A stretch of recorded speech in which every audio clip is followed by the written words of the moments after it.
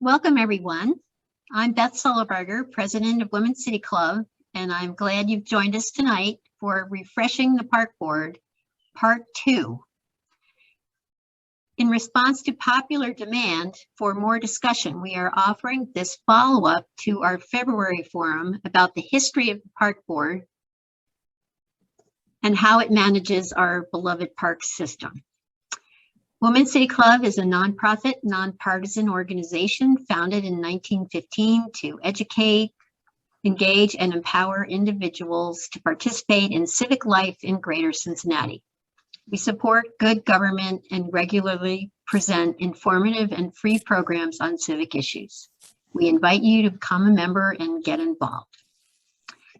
The Trust for Public Lands 2022 Park Score Index just rated Cincinnati as number 4 in the country for parks.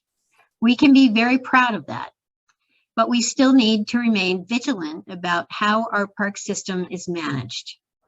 At our last forum, David Stradling, the Zane L. Miller Professor of Urban History at UC, explained how fierce opposition to a series of development proposals for Burnet Woods led to the formation in 2018 of a nonprofit organization, Preserve Burnet Woods, which recently commissioned a report entitled Cincinnati's Park Board, A History, funded by the Stephen H. Weiler Foundation.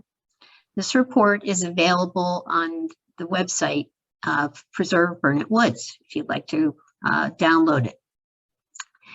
Alyssa McClanahan, historian, historic preservation consultant, and author of the report, gave a marvelous summary discussing the structure, appointments, and diversity of membership of the Park Board. We then heard insightful remarks from 2 respondents with extensive experience with our park system, Steve Schuckman, former longtime superintendent and manager of the Division of Planning Design for the Park Board, and Frank Russell, director of the UC Community Design Center and the Niehoff Urban Studio, and former Park Board member from 1995 to 2006. Tonight, we welcome back our 4 speakers and invite you, the audience, to participate in polling and more discussion.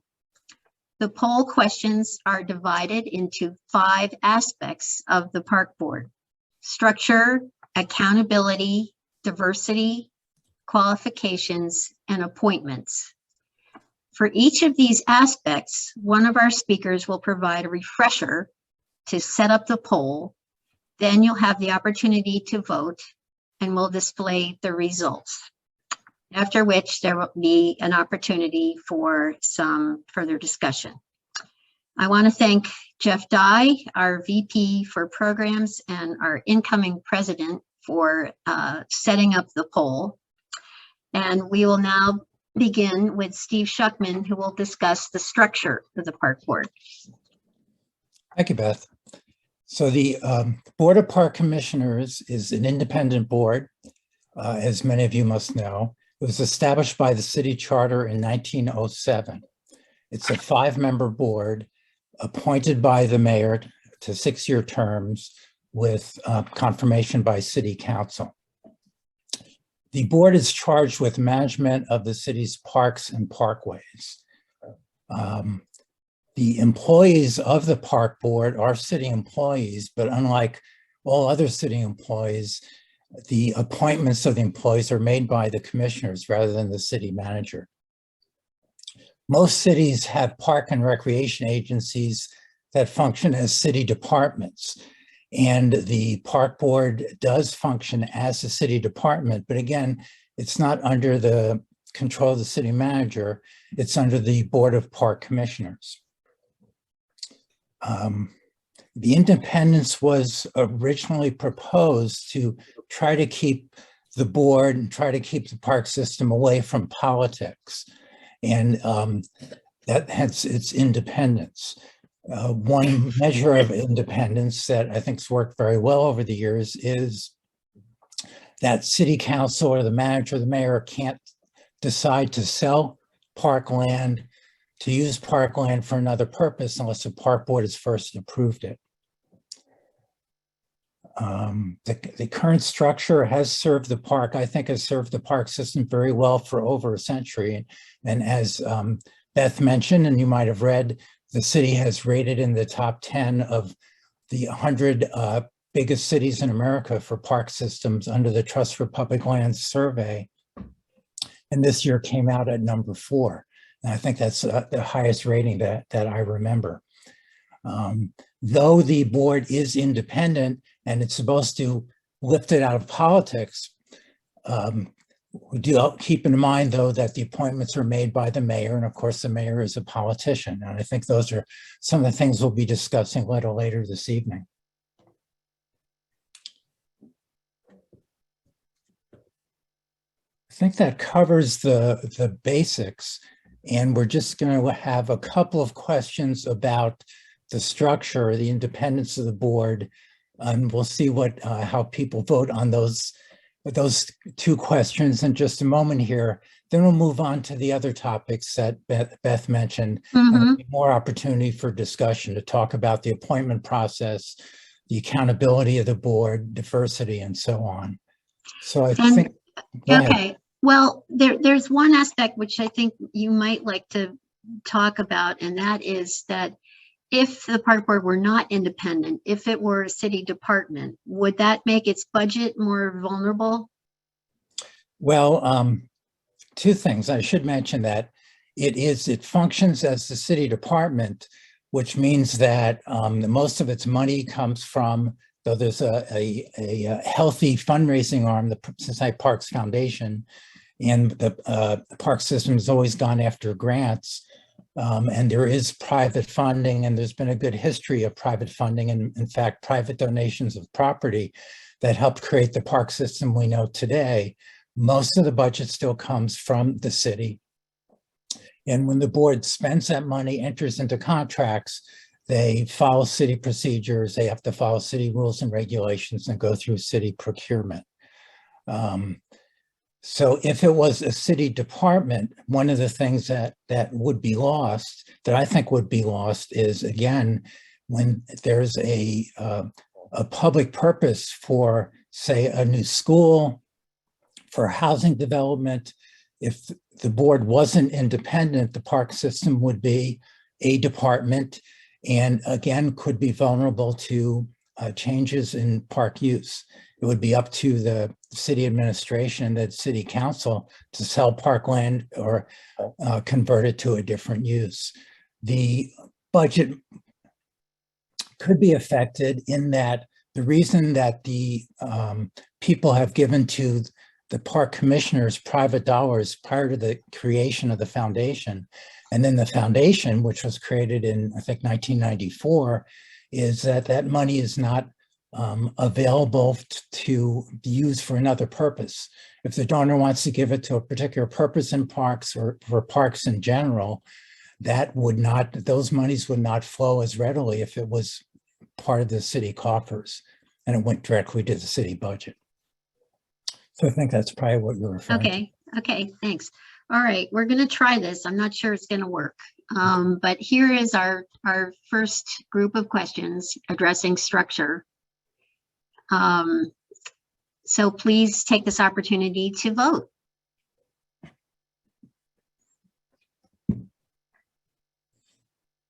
And while this is happening, just to mention what's pretty obvious, that this is a small group of people who are on the relatively small group of people on this call and who are interested, and this doesn't have a statistical relevance. We just wanted to get a sense of our audience tonight and some of these follow-ups to that first forum and to some of the recommendations and suggestions posed in the Preserve Burnett Woods report.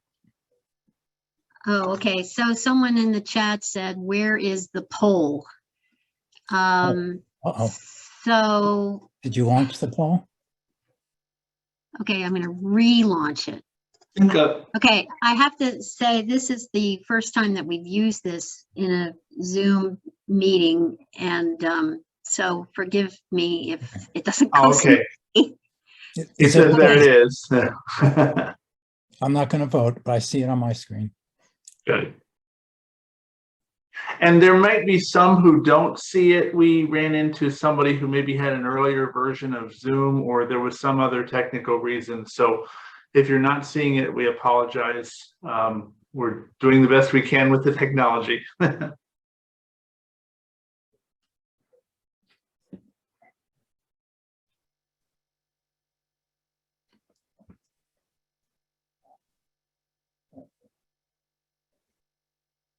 Should be pretty quick with 2 questions.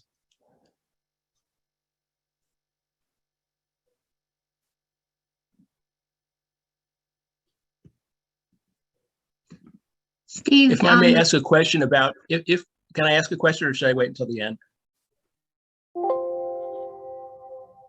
I think you could ask a question, especially if it would inform your vote.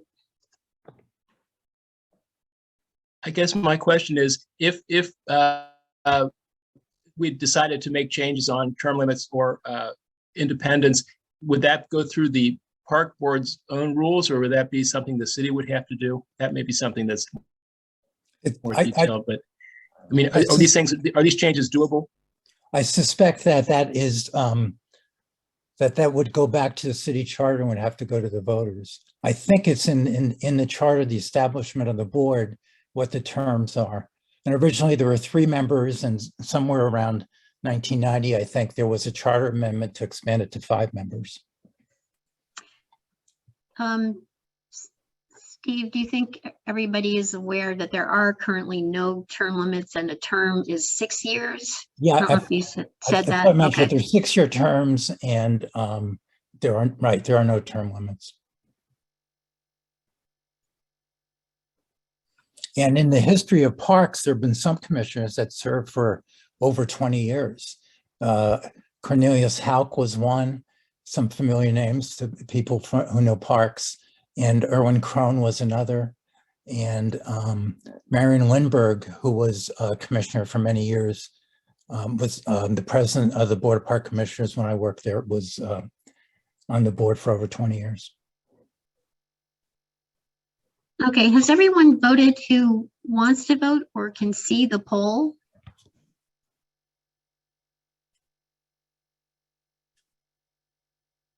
It looks like 20 people have voted out of the 30, so. And the tally?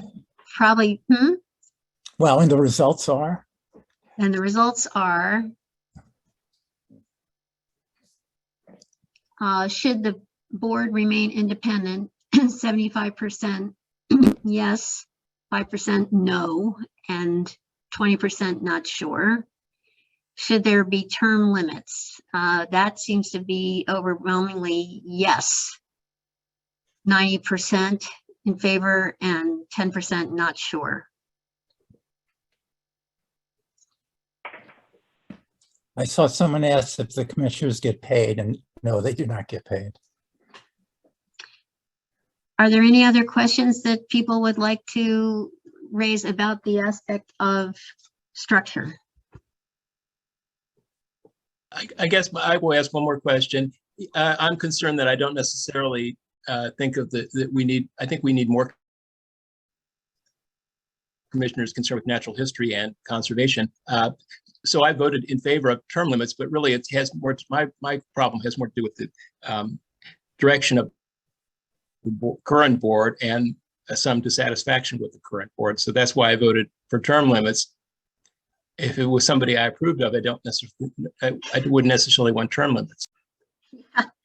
Well, we are going to address the question of qualifications a little later on, so be sure to chime in then. The next aspect that we're going to discuss is accountability, and David Stradling will give you some background on that.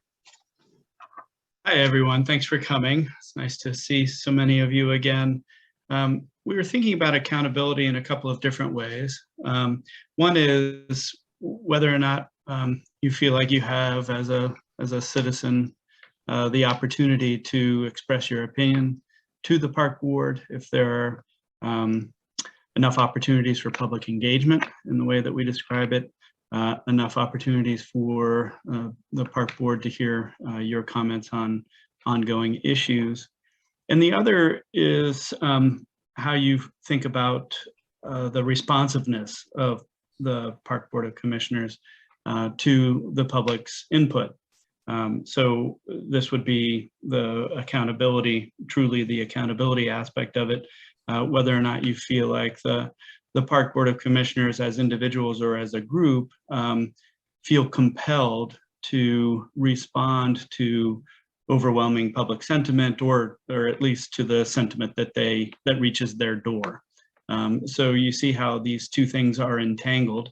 If the Park Board operates in a way that has them mostly engaged with park staff and not engaged with the public or with elected officials, then they may or may not be hearing the full diversity of opinions about a particular issue, and in fact may be only hearing the most vocal participants in any particular issue.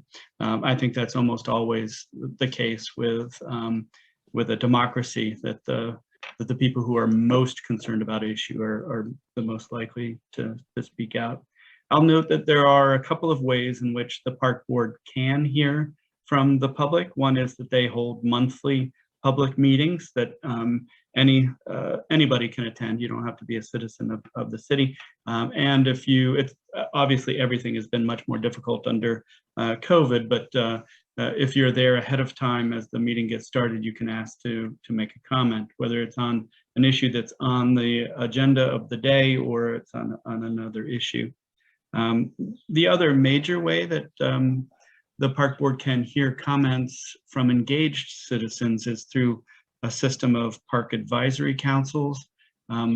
Many of the largest parks have active PACs, as they're called.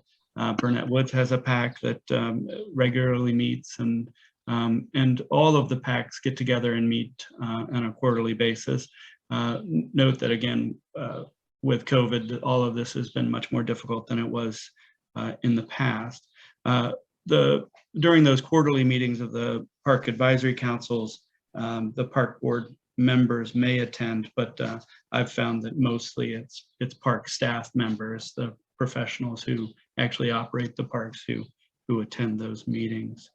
As for the other aspect of accountability, I think has to do with elections. We tend to think of elections as a way of, in essence, regularly recalling those we don't think are doing a very good job for which they've been elected. And of course, that is not an option with Park Board members. They're not elected. They cannot be recalled. The only way that a Park Board member can be removed once appointed and approved by City Council is if the mayor finds them incompetent or having engaged in official misconduct, in essence, removing them with the support of City Council. I don't know, Steve, I don't know if you know of any of this ever happening, but I think it would be an awfully rare instance. Yeah, no, I'm not aware of that. Yeah, probably involving breaking the law. So that's really just my general sense of how to think about opportunities for engagement with Park Board. Obviously, individual members of the Park Board do meet with citizens. It's entirely up to them. There's nothing structural to it other than the Park Board meetings, which are scheduled and required. I do know that Park Board members as individuals attend neighborhood council meetings. They will meet with concerned citizens if asked, many of them. But again, that's not a structural requirement. It's simply Park Board members doing their job. Where does it show you? Right here. Can't you get that off? No. Hi, Jim. Maybe I don't know if you want. Yep. Thanks, Jim. Okay. Why and what is the benefit of having monthly Park Board meetings open to other than citizens, residents of the city of Cincinnati? I think all public meetings are open to anybody. I think they don't distinguish between who shows up. You don't have to declare your citizenship to a residency in the city of Cincinnati to make a comment. I could add also just real quick that there's nothing magic about monthly meetings. They could meet as often, and they do have special meetings. I think there was a time that they met every 2 weeks at one point. So Beth, if you want to show the Yeah. 2 questions. Well, before I do, there's a question in the chat.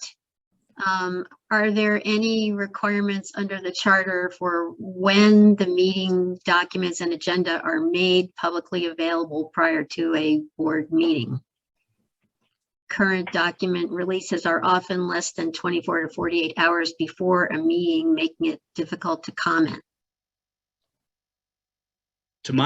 Steve may have different information. I've read the section in the charter about the park board, which is very brief. It doesn't lay out. It may be that the municipal code lays out more specifically what the park board has to do, but the charter says nothing about. It doesn't say anything about public meetings, even, let alone whether or not documents need to be shown. It's my understanding that meeting dates and agendas need to go out at least 24 hours in advance. It's public meeting notice. That's a general rule for public meetings I think for government, maybe in Ohio or certainly since. Yeah, and often, and I think the park board does this too, planning commission does it, that they'll announce in advance when the next month's worth of meetings or several months worth of meetings are. And just for the public in general, the park board tends to meet the 3rd Thursday of the month, just like planning commission meets on Fridays. Okay, are there any other questions before I put up the poll?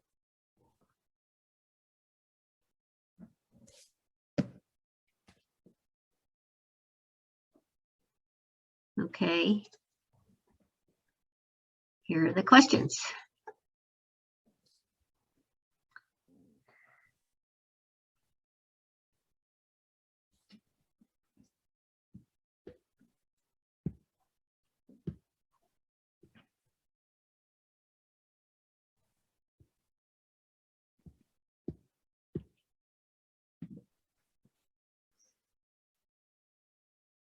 I see someone has asked, can somebody read these to I'm not sure if somebody have eye problems. Somebody say, can you read these out loud for people? Oh, sure. Question number 1, the park board enables sufficient public participation and comment. Yes, no, not sure.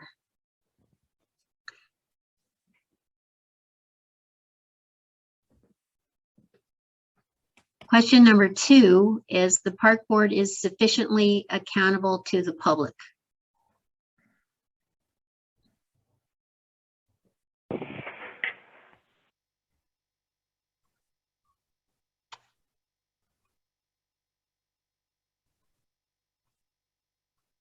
Kara asks while we're waiting, Kara asks a very good question, perhaps was already addressed. Is there an opportunity to create a Google survey to generate more interest from diverse audiences about their vision for the park board?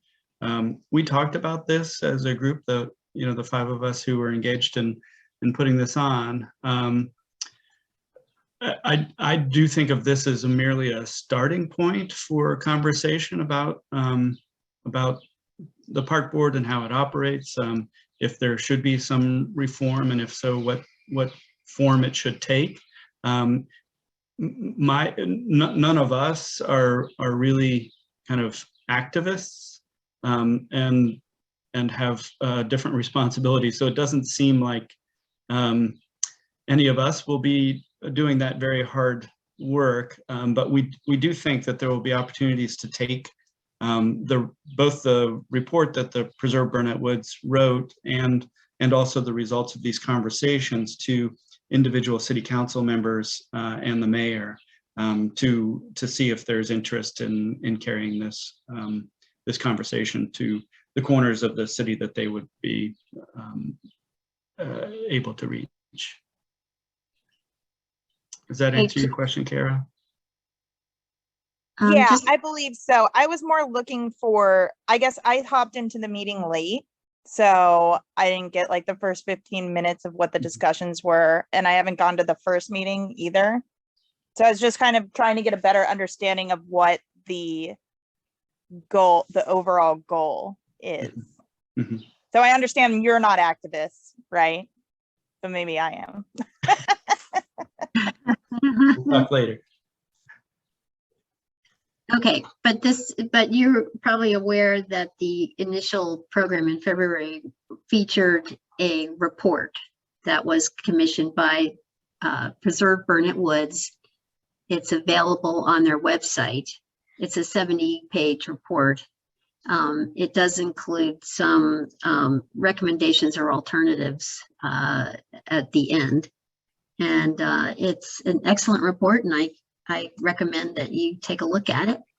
Yeah, if you all would share it in the chat link, maybe if somebody has easy access to it, I can do that'd that. be great. I did not know that there was that report put out. Yeah, so I apologize. This is we're happy that you're here, but we need to explain that this was sort of a follow-up to that earlier program, and we didn't intend to go over that material again tonight, but it is available in the report, and there's also a recording of the first session that you can watch because it was really excellent. Okay, I think 18 is all that's going to vote on this one. Sorry, is that recording at the recording at the Cincinnati Women's Club, or is it at the Preserve It's Burnett Woods site? Women's City Club website. You'll see it. There's a link to it on our homepage. Thanks for asking. Okay, on this question, the Park Board enables sufficient public participation and comment. 11%, there were only 18 responses. So, 11% voted yes, 61% no, and 28% not sure. The Park Board is sufficiently accountable to the public. 11% voted yes, 83% no, and 6% not sure.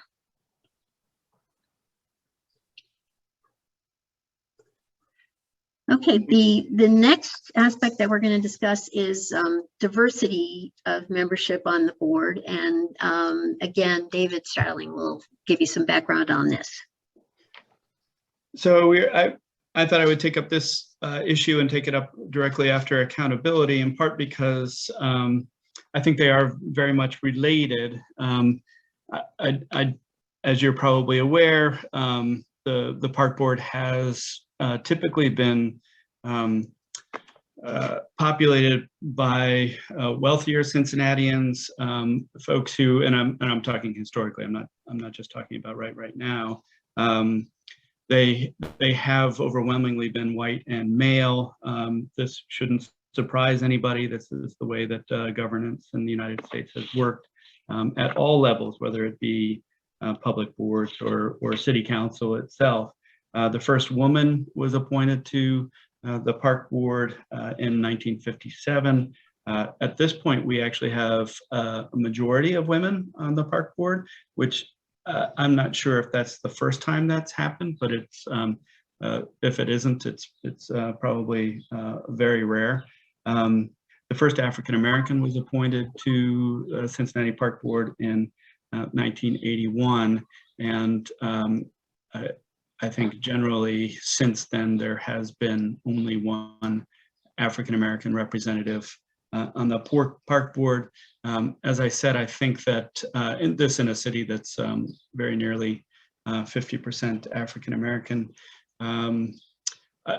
we don't have firm data on income or wealth of the members of the Park Board. They tend to be people who are civically engaged, of course, but they also tend to be folks who are politically connected. Those two things often go hand in hand, which means that many of them are major donors to the mayor who has appointed them. They have, I know my neighborhood is well represented on the Park Board, usually is. Jim Getz is here as my neighbor. There are other neighborhoods that I think are well represented on the Park Board. East Side neighborhoods, as you might imagine, have been well represented in the past, whereas there are other neighborhoods that that are not. There is not a residency requirement to sit on the board. I actually don't know where all of the current park board members live, other than Jim, who lives around the corner from me. So I don't know that that's taken into consideration by every mayor. But obviously the people who have been historically most engaged in city politics tend to live in the city. So I do think that there has been a very strong correlation between residents and membership on the park board. So we're going to ask, it may seem like we're asking the same question twice, but we're actually going to ask whether or not you think of the park board as being representative of the city's population, which is both an assessment of your thoughts about the park board makeup and also what the city looks like, but also a more pointed question about whether or not you think it should be more representative of city diversity. I thought, let me just add, David, I thought you said earlier there was only one African-American board member, but there have certainly been several. Oh, no, I mean at a time. I'm not sure if that's the case. David, if I could ask a question about the meaning of diversity, I'm thinking about diversity of interest and knowledge. I think that the question is more about diversity of male, female. Yeah, here we're mostly white. thinking about demographics and personal background, not professional background. We'll get to the issue of qualifications. Obviously, they're very much related, but we'll get to the issue of qualifications later, which I think of as being more directly related to, professional background or training. Okay, and did you see in the chat that Dot Christensen posted that Donald Spencer He wasn't. He wasn't? No, Okay. that's not correct. Don was on the Historic Conservation Board. And Don was a early founder of Friends of Parks, but he wasn't a commissioner. Okay, there was Roscoe Foltz. Yeah, I Roscoe remember. Foltz. There was Jenny Laster, Yes. Howard Bond. Mm-hmm. Okay, so in this group, question number 1, the park board is representative of the city's diversity. This just goes on for 24 minutes. Here, And we have 18 votes. And on question number 2, board members should be more representative of city diversity. Okay, we have 19 votes now. Anyone else want to vote? I guess, Beth, you probably should read out the questions for each of these upcoming areas when you first put the poll up. Okay, would you like me to repeat the questions? I'll do it one more time. Question number 1, the park board is representative of the city's diversity. Question number 2, board members should be more representative of city diversity. The typeface is kind of small, isn't it?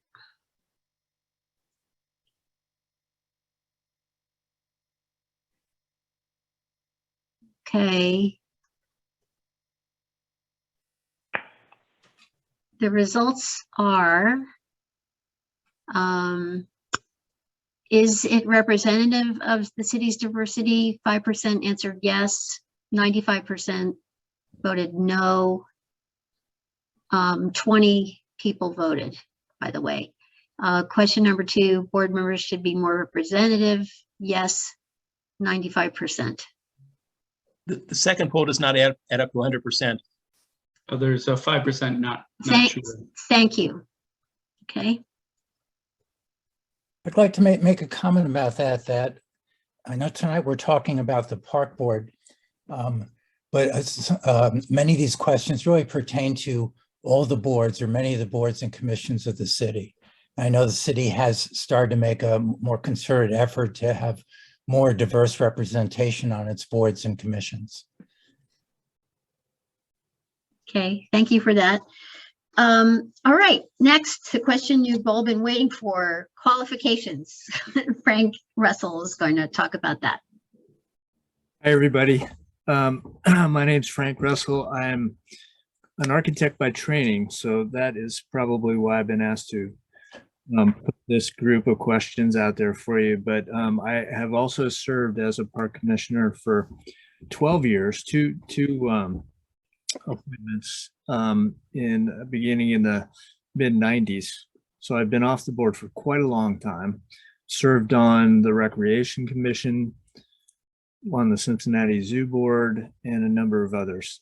And many of you here have also served on a number of city boards, if not civic boards and nonprofits. So what I'm going to ask you to do is try to define the perfect commissioner by describing what the qualifications would be.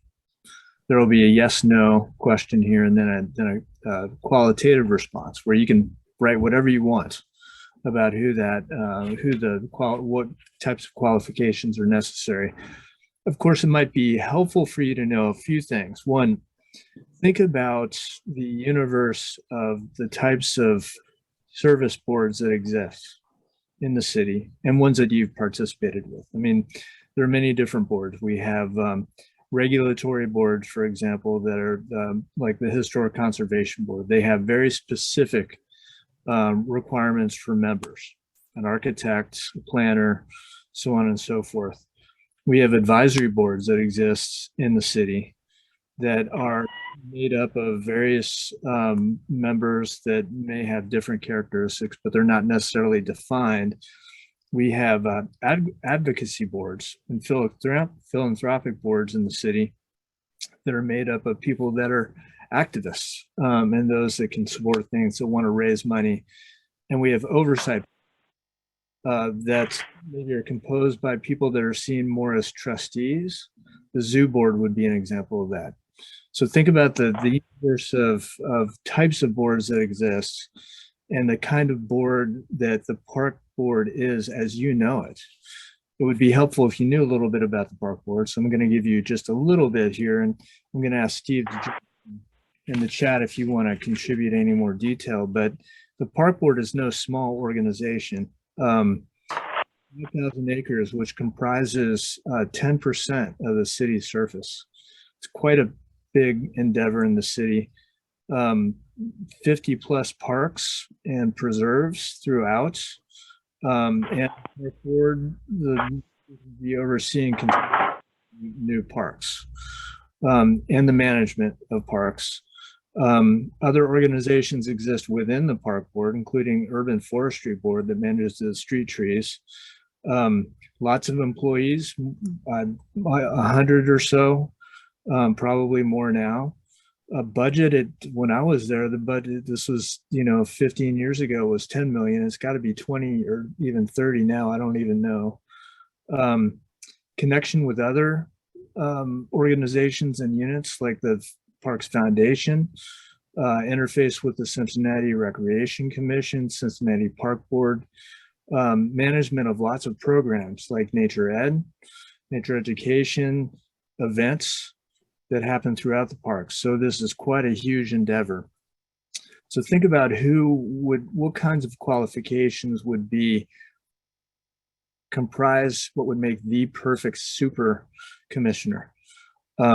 We talked a little bit about the residency qualifications. We've talked about demographic issues, wealth, things of that nature. That is not the focus of this question. You're welcome to contribute things to the qualitative response, but the focus is more about the, professional qualifications. There's another group of qualifications that you're welcome to comment on as well. Political capacity, the ability to raise money, the ability to communicate the mission of the park board and negotiate. Those are sort of qualitative aspects of the qualifications. We're focused, and you're welcome to comment on those in your responses. we're focused a little bit more on what are the harder qualifications. You'd think of professional qualifications. What's the training that you think is necessary for a parks commissioner to have? What vocational background should the parks commissioner have had to be well informed or be functional in this role? Are there service qualifications that the commissioner should have had? Should that person have served in a capacity somewhere else that's relevant? Are there academic qualifications that would contribute to the commissioner's ability to participate at a high level and meet their duties? So this is sort of the universe of things to think about. Focus on those hard qualifications, but again, you're welcome to contribute in the chat or in the qualitative response on other aspects. But I'd only add one thing, Frank, that under the charter, I believe, one member of the Board of Park Commissioners also serves on the Recreation Commission. So, but though most cities have combined Parks and Rec, in Cincinnati, they are separate entities, but there is that connection besides just working together as fellow agents or sister agencies. Can I also note, Frank, that I don't think we need to think of one ideal park board member. I'm thinking that you might think of diversity of park board, and the example that we talked about last time is the Historic Conservation Board, which has a series of categorical requirements, so that there's always the one that I'm most interested in. There's always a professional historian who's on the conservation board, but so when the historian leaves, that person needs to be replaced by another historian. Somebody in the real estate field needs to be replaced by somebody in the real estate field. So not everybody is the ideal total contributor to thinking about historic conservation, but together they bring in a diversity of backgrounds. The same is true of the Park Board's own Urban Forestry Board, that there are certain positions, someone in the green industry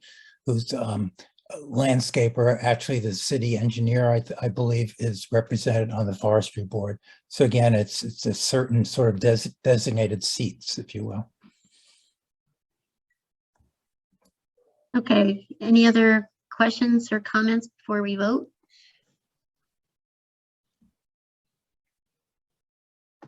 Let's put up the poll.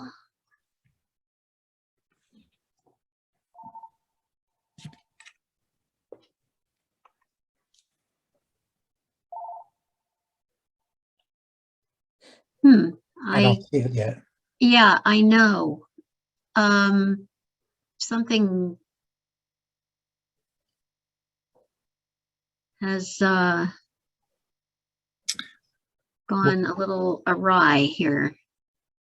While you're playing with that, I'll answer one of the chat questions.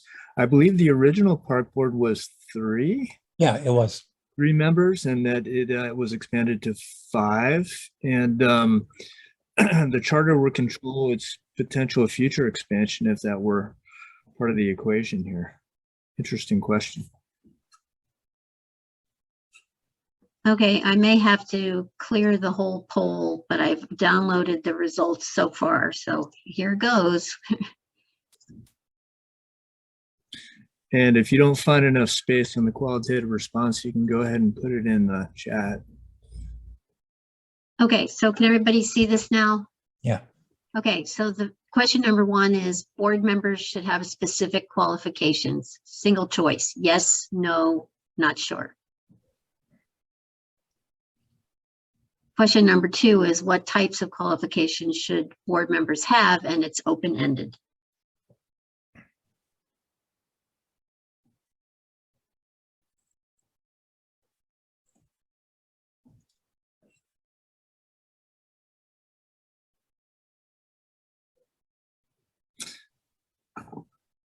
We're going to be, or Beth is going to be telling us what your qualitative responses are. So this will not be a scientific result, but we'll get a bit of a word cloud of what some of you are saying about the types of qualifications that you see. An interesting question in the chat: are there advisors to the commissioners? I can speak to my experience, which was that we did have at various times advisors, trainers. We never had a mentor, but we did have people come in to advise us and train us about certain aspects. And we did have retreats in which we could get the benefit of that interaction, although it was topical, depending on what was important at the moment. Yeah, I would sort of a different take on that question. I'm not sure if that's what they meant, that certainly the park board is supported by professional staff when it comes to forestry issues. We mentioned the Urban Forestry Board exists to advise the park board on its decision making. And they interact with many partners.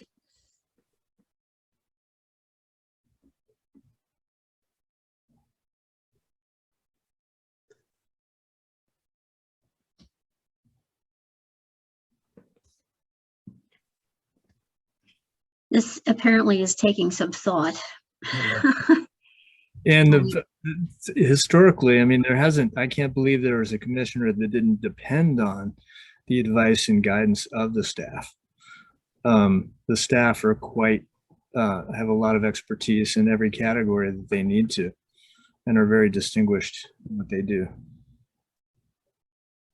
Okay, there's a comment in the chat from Jim Getz, the chair of the park board, who says the park board is also responsible for the investment management of 20 million in endowment funds. Should there be financial expertise on the board? A reasonable question. And I think actually Jim would know this better than me. I think the all funds budget for parks is somewhere around 25 million now.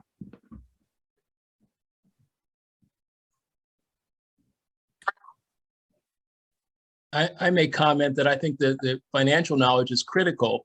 I think the attempting to allocation of funds to various areas is a separate issue, but you have to have a balanced budget, certainly, but I would like to see more allocated to natural history areas, conservation, and restoration.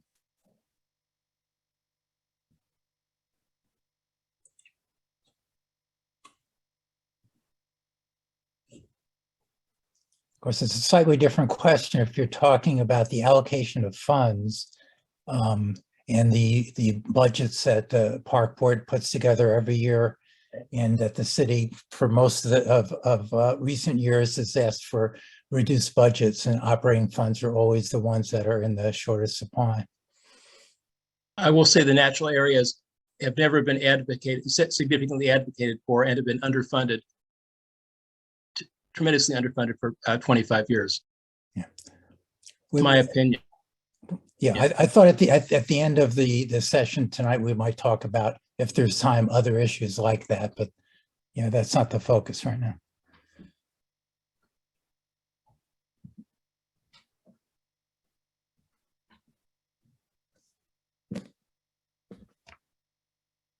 Okay, we have some comments. The answers were cut off fairly shortly. Budget, long-term financial management are different. It's hard to get it all in with 200 characters. Okay. Agreed. Perhaps post the survey to allow more time for answers. What if the park board worked with financial people from the city? Too few spots on the board. And I would add there that one of the very important park board leadership positions is the person who manages the budget, who in my experience has always been someone from a pretty high level of expertise. Okay, the biggest need is to create a bullpen of grant writers to help the neighborhoods with grants for neighborhood parks. Okay, 20 people have voted. I'll end the poll. All right, question number 1, should park board members have specific qualifications? 70% said yes, 10% no, 20% not sure. What types of qualifications should board members have? I can see this. I don't know if you can, so I will read. Diverse qualifications, but I think all board members should live in the city and have shown an interest in parks in their volunteerism or in their vocation. Board members should include a botanist or horticulturalist, a professional educator, and a representative from an underserved neighborhood. The number of board members should be increased.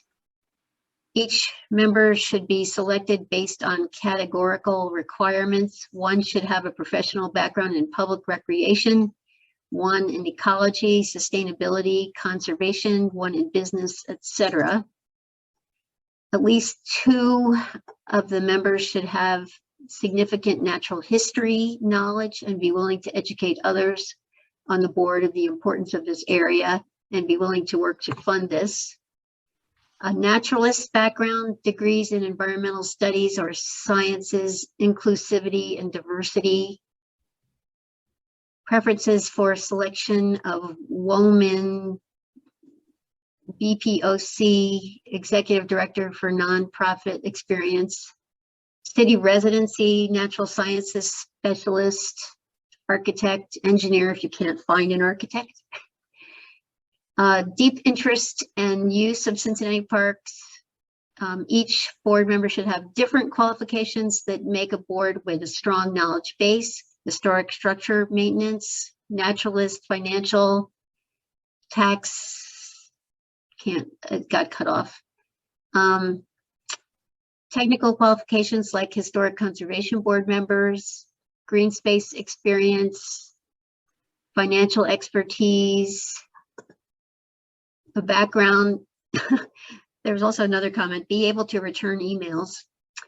A background which includes environmental fluency and the role that public parks play in public health, particularly in urban areas with high pollutive factors, an understanding of old growth forestry as limited and critical natural resource, certification in public engagement, as well as the expected educational level of an executive commensurate with custodianship of this level of public assets, both natural and financial. We can buy expertise and advisors. We cannot replace destroyed forests. They just need to be willing to hear the people who work on or live near parks because they know what really goes on or how the choices affect them. Need to listen to the staff of professionals. Previous local neighborhood community volunteer activist, possibly educational and career background with horticulture, natural history and science, zoological and green conservation. There seems to be a theme here about natural sciences, environment, public engagement,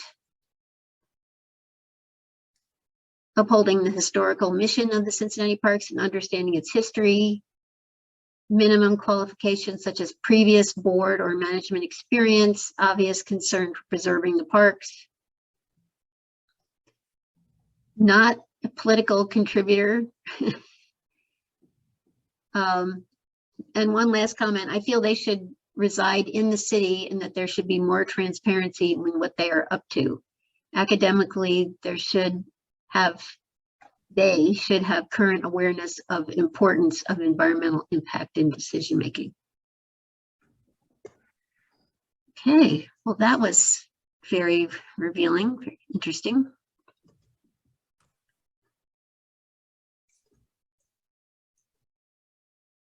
Okay, any more discussion about qualifications? Very more widely ranging than I would have expected. I really appreciate the breadth of what I heard.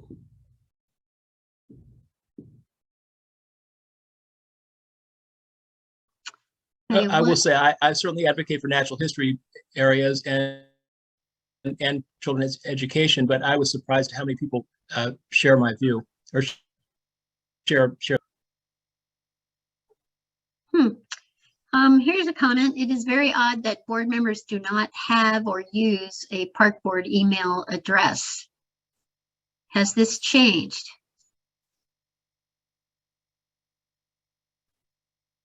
I think correspondence with board members has always been through the department. So comments would go to the director's office, who would get them to board members. I believe that that's how that's worked for some time.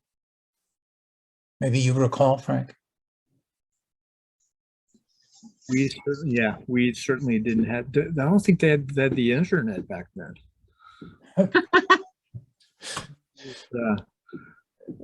You know, tablets, I think. But, you know, it is one of the things that is also a factor in considering who the right board members would be. The qualifications is the way things are communicated. As I remember, we were primarily exposed to the issues at the board meetings. We were expected to read the packet, understand what was going on, but the interaction was to occur at the meetings in public. I'm sure it operates in lots of different ways, but that was my expectation when I was serving. Okay, 2 comments.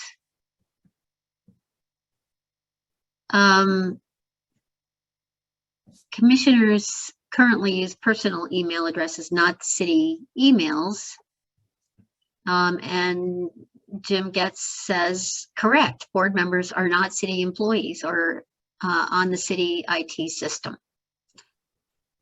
Another comment is that the required expertise on the part of the commissioners depends on if they are willing to hire an appropriately qualified director. If the director has these qualifications, they would have to listen to the director. So, you know, I think that raises the question of what qualifications should park board commissioners have that complement the qualifications that the staff have.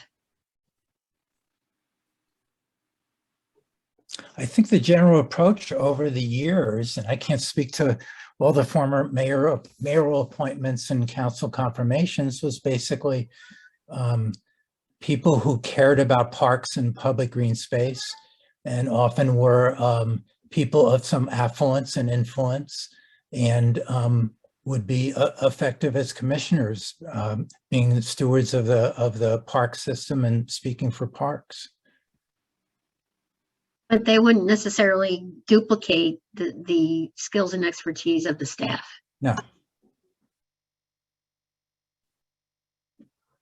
Okay.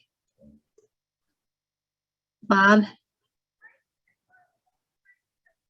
You're muted.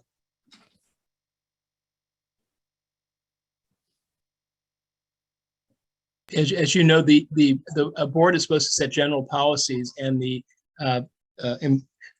park director and other park employees are supposed to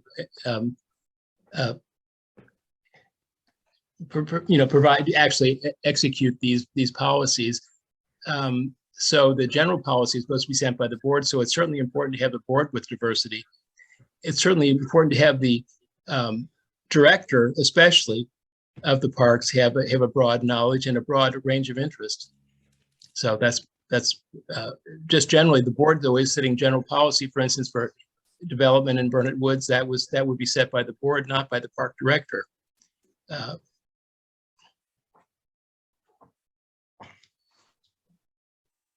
Point out, sorry.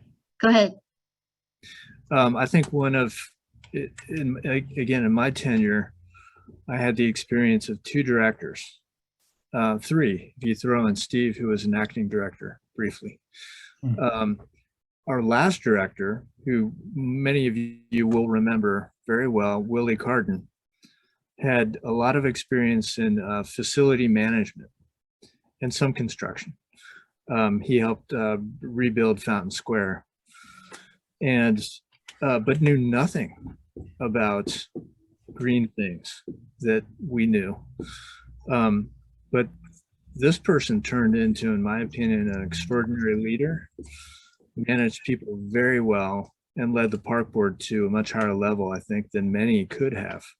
So it's an odd situation, what the expectations are for staff. But I can tell you that everybody that served under him had tremendous credentials. Gerald Checo, Steve Schuckman, everybody else was very, very well qualified, probably some of the best in their fields. So it's an interesting way of thinking about, the ecology of the relationship of the board to the senior leadership and then the middle management of the organization, not to mention the foundation that currently is separated, but, is integral to how the park board functions. Okay, thank you.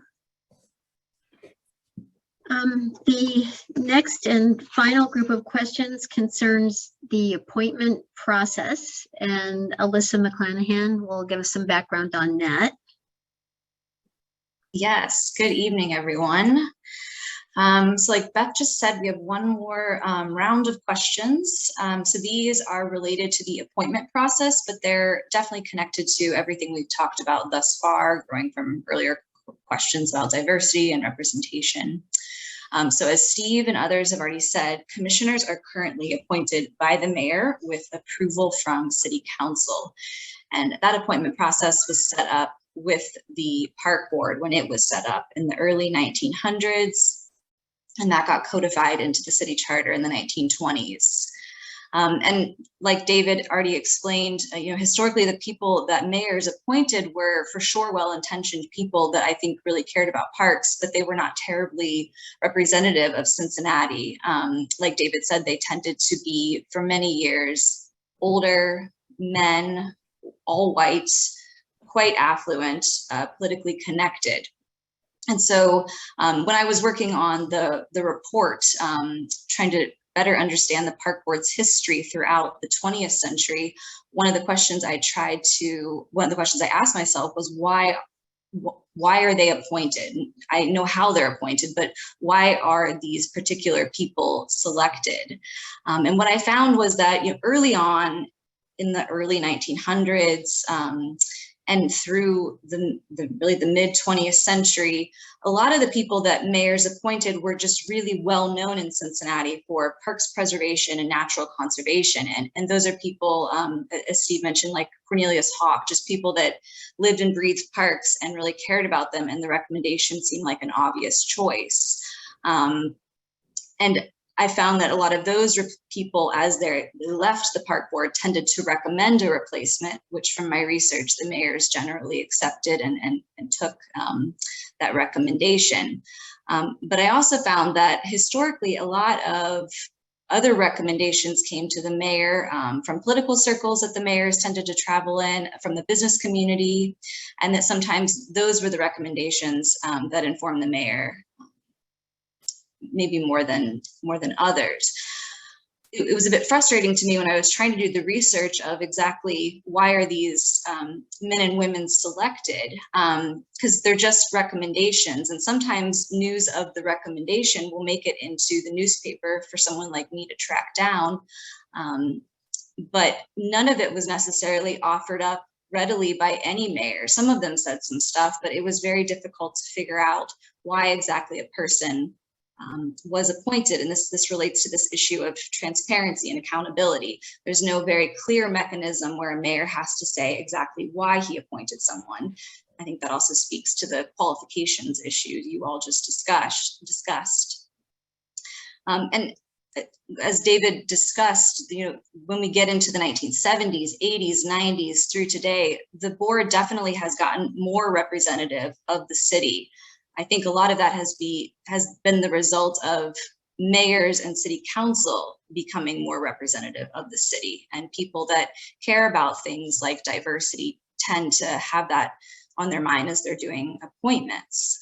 But even as our park board, I think, has more people of color on it and more women over the past 3 to 4 decades, I think the point still remains that the structure to work well as it was intended relies on a good mayor that cares about appointing good people. And there are a lot of qualifiers in that could go awry, that might make some people question if that's a good structure.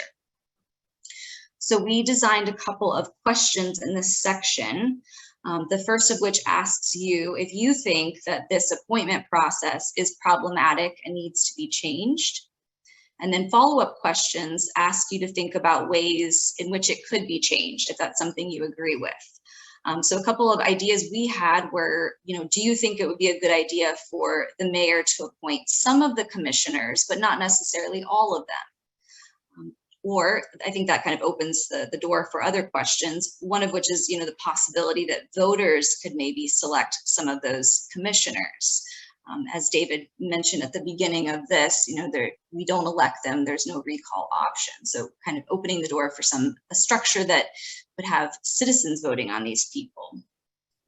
And then the last two questions ask you if it's a good idea to put a city official on the park commission, someone like the city manager, just as an example.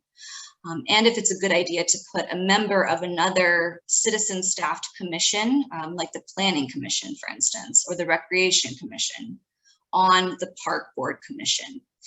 And some of those ideas, suggestions came from other citizen staff boards that we have in our city, just for a little bit of background. So for instance, the planning commission that we have, 5 of its members are appointed by the mayor. 2 are a city council member chosen by the city and the city manager, or someone designated by the city manager. And another example would be the Recreation Commission, which is a 5-person citizen staffed board. 3 of those people are appointed by the mayor, 1 by the school board, and another by the park board, appointed by the park board and is a member of the park board. So some other kind of food for thought before Beth releases the questions. Okay, any questions before we go to the poll? I will say I find that much more complicated, and that's a difficult subject. I have to think about that significantly. I think you make a good point. Here's the poll.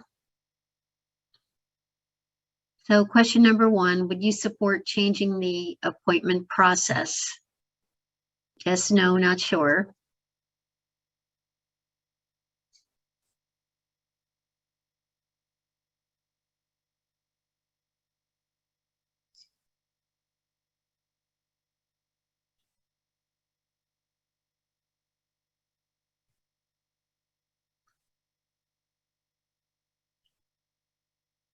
There must be a lot of people who are not sure because only 1 person has voted.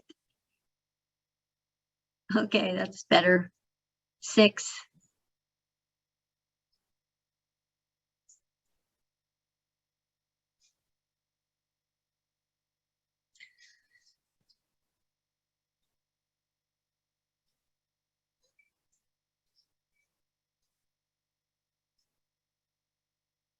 Are you going to read them all out, Beth, or just the first I'm going to one? wait because we have had 20 people voting.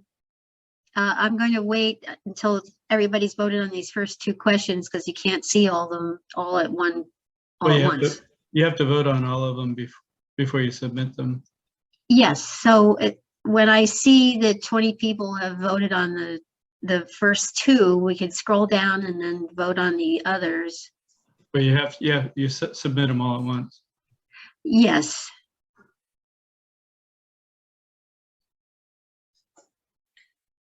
Okay, we're up to 18.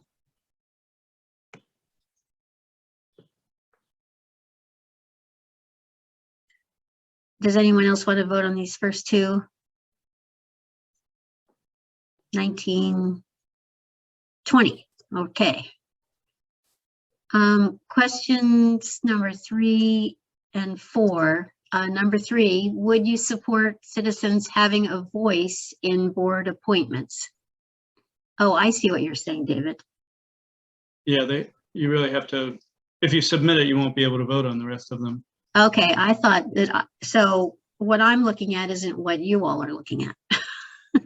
Okay. And then 5, let's see. All right. So we have 18 votes on the last 3 questions. I don't think you 19, read one the, more. you didn't read the last questions, did you? Well, let me back up. Question number 3, would you support citizens having a voice in board appointments? 19 out of 21 people have responded. The 4th question, would you support an official from another citizen staffed commission serving on the board? And question number 5, would you support a city departmental or administrative representative serving on the board? We have 19 votes. And I'm getting one in the chat.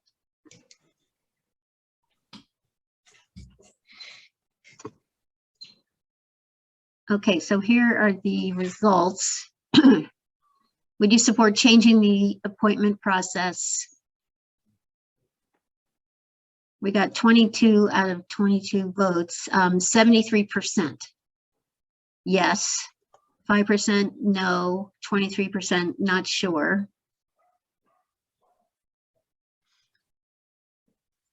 Question number 2, would you support the mayor appointing some but not all park commissioners? 65% yes, 10% no, and 25% not sure. 3, would you support citizens having a voice in board appointments? 65% yes, 25% no, 10% not sure. Question 4, would you support an official from another citizen staffed commission serving on the board? 60% yes, 5% no, 35% not sure. And the last question, would you support a city departmental or administrative representative serving on the board? 50% yes, 15% no, and 35% not sure. And regarding question number 4, Jim Getz says, there is already another member of another board on the park board. And who is that?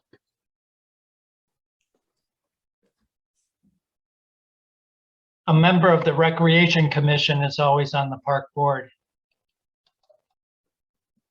Well, I think there's always a park board member on the rec commission. Yeah, Right. that's the opposite. The same principle. There are 2 people. There is someone on each of the boards from other appointed boards. Okay. Is that a requirement, Jim, or is that just the way it's happened recently? That's per the charter. And was that the charter? He said 1907. I didn't think that the Cincinnati City Charter came until the 20s, but do you know which charter that was? Yeah, actually, I thought it was just that a member of the park board is also a member of the Recreation Commission. Right, Sorry. which means that somebody on the park board is always, there is a member of another commission. Right. So it's the same thing.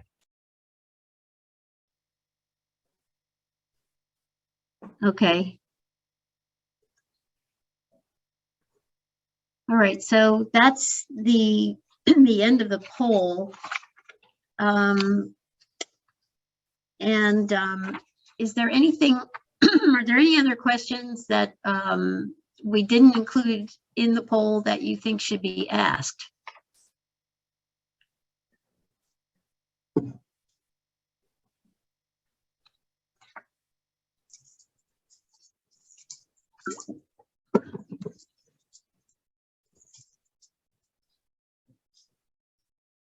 Oh, yes, Bob.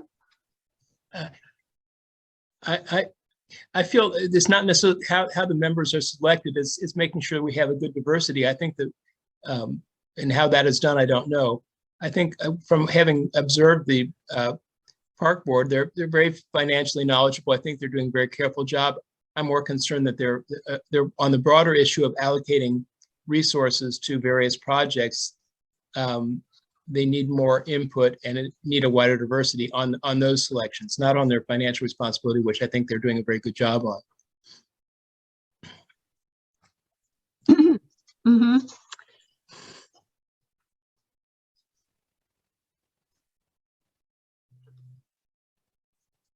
Okay.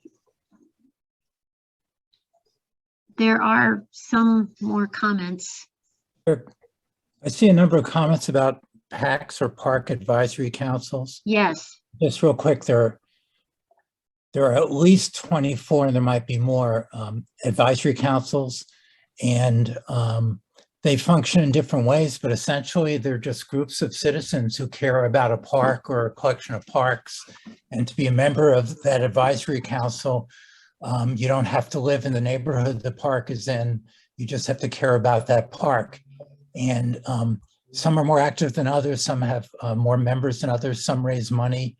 A lot of them put on just raise awareness, or they put on events and programs, or certainly they come to parks, to the park board to ask for improvements in their parks or to make suggestions and to work as volunteers.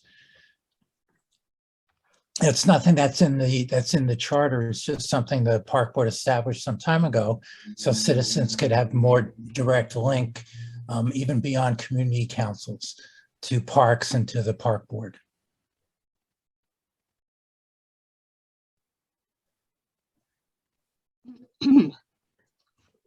Okay, then there's I have a couple question. comments about the advisory councils. I've been on other advisory councils where there's no authority for the advisory council. I would say, in general, the communication with the park staff has been pretty good with the Brenda Woods Advisory Council, but not perfect when they do things that we don't know about. And one thought I had is that the advisory council minutes could become public record on the city's website. That's just an idea I had, as well as the letters to before the advocacy letters before the park board meetings also could become public record, so that the park board and the public will know more what is going on with each of these individuals and the advisory councils. Thank you, Bob. There's a question in the chat from Cynthia Duvall. What level of importance should the Cincinnati Park Board give to community councils in considering park changes and challenges?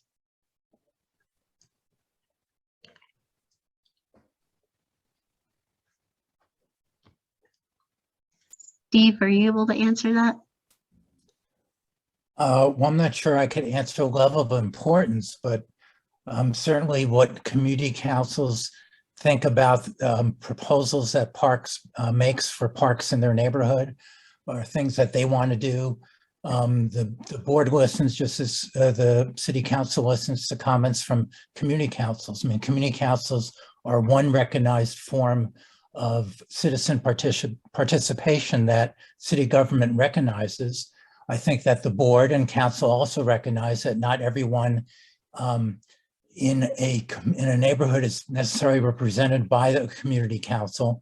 So it's just one, just like park advisory councils, it's just one way of formalizing responses to the board comments, suggestions, and routinely the board, when it's making changes in a park, major changes in a park, if there's a park advisory council, the park board will, or park staff will go to that advisory council and that community council to get input from the communities. And then ultimately it's up to the board as a decision-making body to decide what to do with those comments or with those projects. Okay. I would still like to see those the comments from the advisory councils be part of a permanent record as opposed to just a conversational record.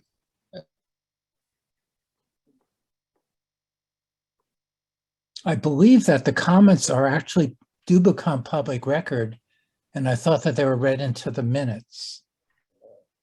I don't think letters, maybe possibly the actual, not the minutes, but the actual voted on proposals probably do get on the public record. But what I was thinking, one thing I was thinking is that when you show up at the board meetings themselves, you have 2 or 3 minutes to speak. That isn't the public video record. But if you write a letter to the park board before the meeting, that does not become part of the public record. And I think they should be equal. Well, they are all public records. Mm-hmm. Well, Also point out that in addition to the community councils that are typically consulted when, as Steve mentions, any major changes are being made, or in the case of, you know, the Centennial Plan, the whole system plan was being looked at. There were visioning sessions and engagement that took place outside of board meetings with consultants or staff that led these engagement opportunities. And then the board members could participate in this as they could, as they were available, or they were depending on staff or the consultants to bring back the feedback.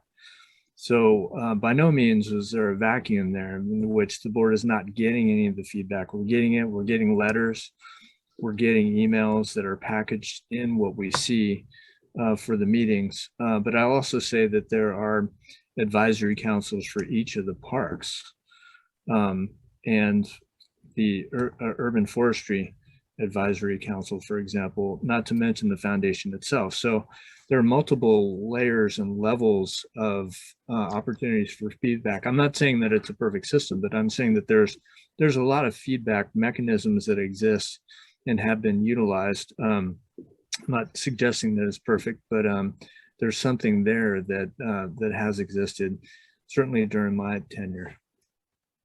And I think you alluded to, Frank, certainly putting together the master plan for the whole system, but generally when there's new parks or where there's major changes in a park, the park boards routinely had open houses. It's had a number of public meetings. We have meetings in neighborhoods all over the city on different issues where public is invited to comment. Certainly. I will express my opinions, maybe an email to you later. I think that I'm still not totally really satisfied with that, but I'll let it go till later.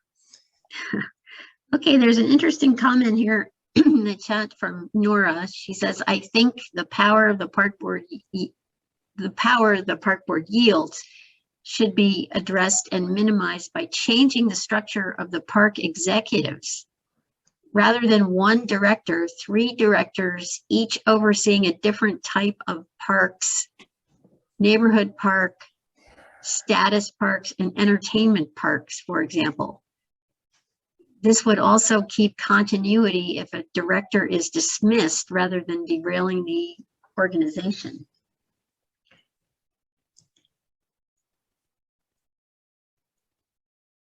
I can speak to that for a quick minute.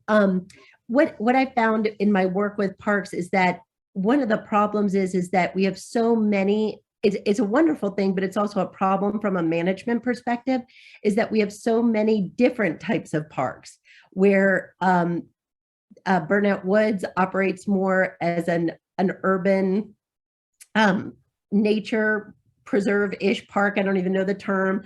We have other parks that are entertainment parks and they make money for the system, where there's other parks that have a big amount of historical structures in them. So the needs of them are each different. So if there was a different director for each type of park, that would require a different skill set. And then also the directors could not get, quote unquote, ganged up on, for lack of a better term, by the board, because they would have more continuity. Thoughts? I guess to me, that's what staff is for. I think the problem is with the staff is it's just an unequal balance of power. I have a comment also. Ganging up on the commissioners, really. Yeah, hi, Kara speaking. I guess my issue with the entertainment parks, it should be mentioned that if we are talking about like Fountain Square or Washington Park, those are both owned and managed by 3CDC through a long-term lease. Not And exactly. so most of that income goes to them as they are staffing it. So there's actually not any real money in parks, or at least in the parks that are owned by the parks system. Well, I think it's I think important. that's the way it's always been structured to be. I think it's important to note that both Washington Park and Ziegler Park are owned by the Cincinnati Parks. Yes, they are owned by them. Yes, but they are not managed by them. Well, actually, that's not quite correct. There's a shared management of different aspects of Ziegler Park and Washington Park. Okay. And I would just mention that there are, there's not necessarily a clear delineation between what's a neighborhood park and what's a destination park and what's a neighborhood park that serves several neighborhoods. And many parks, and a lot of them coming from the communities themselves, put on concerts and put on different programs and functions to draw people to those parks. And some are more nature-oriented and more rustic, and some are more urban. But a lot of them share a lot of the same kinds of needs and services. I'm not discounting the need for green spaces in Cincinnati. I'm just want to mention that some of the parks that are more built up and have the potential to be a source of income for that's earmarked directly to the parks is not there, you know? Well, actually, I mean, that's mostly federal or state money that, you know, or city money that is coming in.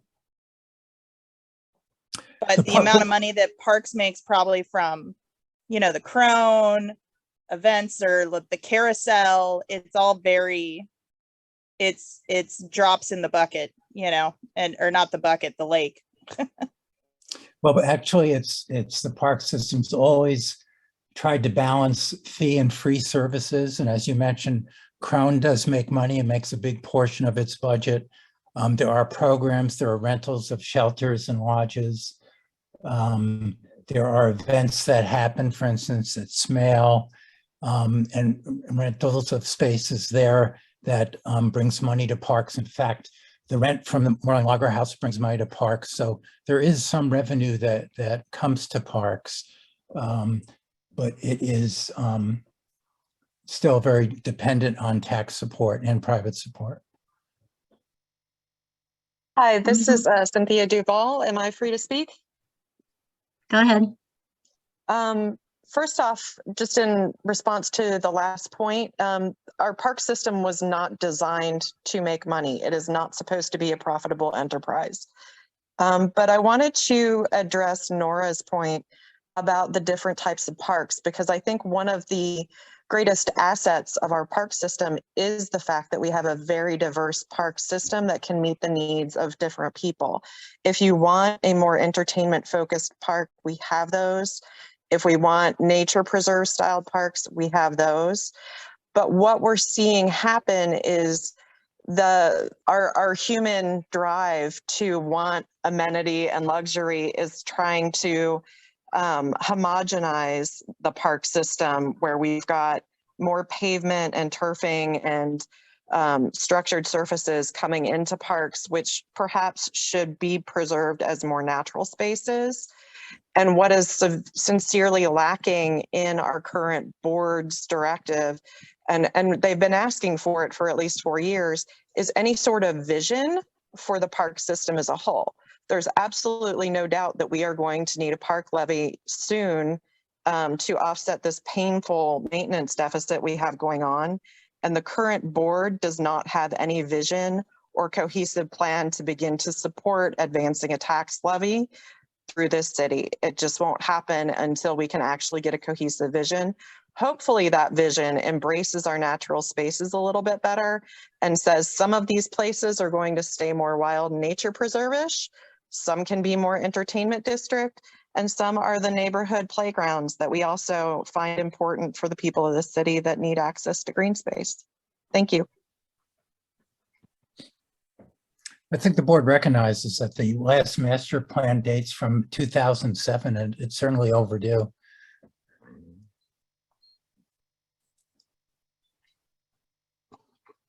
Yes, I think especially if you want buy-in for a levy, that whole process of doing the plan would help generate buy-in. So it's after 8:30. Can I ask? Oh, Yeah, sorry, just one really so we're short. going to wrap up pretty soon here. Really short.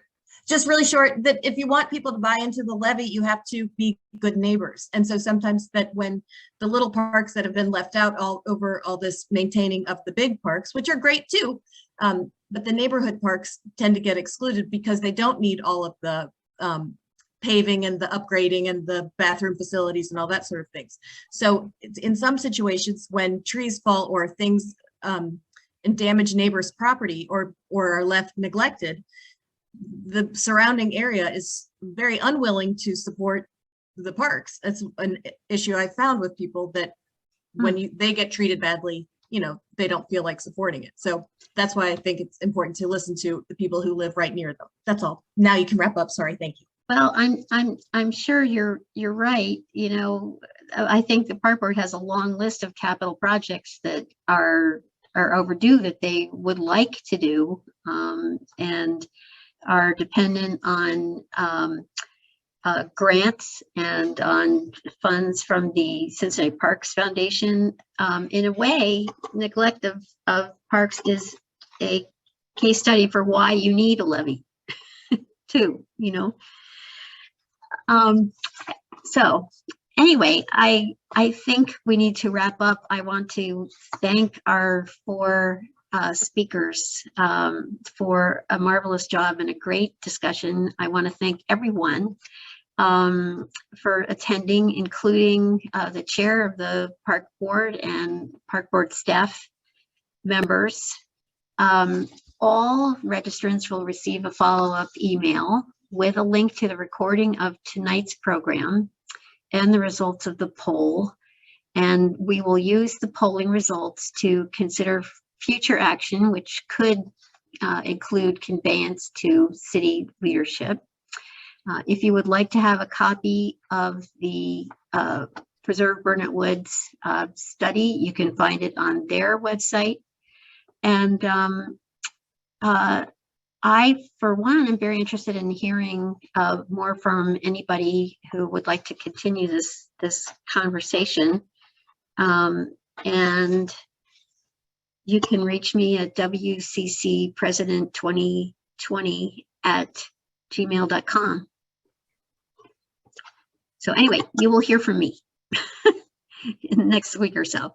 So thank you so very much. Thanks for your devotion to Cincinnati's beautiful park system.